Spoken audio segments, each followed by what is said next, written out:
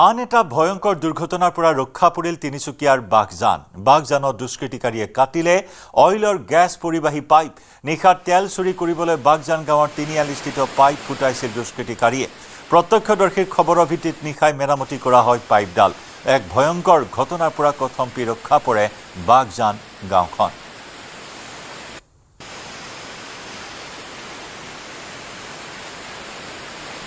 আমাৰ সতীৰ্থ ৰীনা কাকতি গগৈৰ সৈতে সংযুক্ত হৈছো। ৰীনা, পুনৰ এই দুষ্কৃতিকাৰীয়ে তেল চুৰি কৰাৰ চেষ্টা চলাইছিল।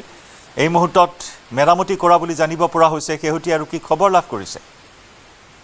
হয় জয়ন্ত, যেহেতু এক ভয়ঙ্কৰ দুৰ্ঘটনাৰ পৰা কথমপি ৰক্ষা পৰিল তিনিচুকীয়া জিলাৰ বাঘজান গাঁও।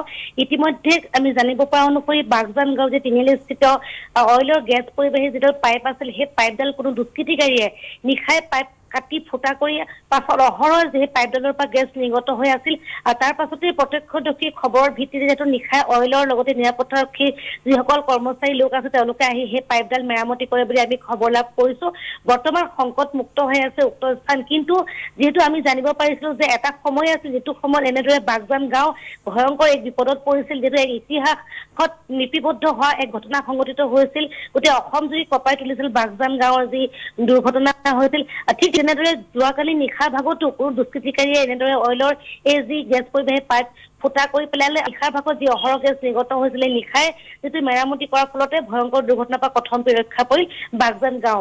জয়ন্ত, ধন্যবাদ ৰীনা।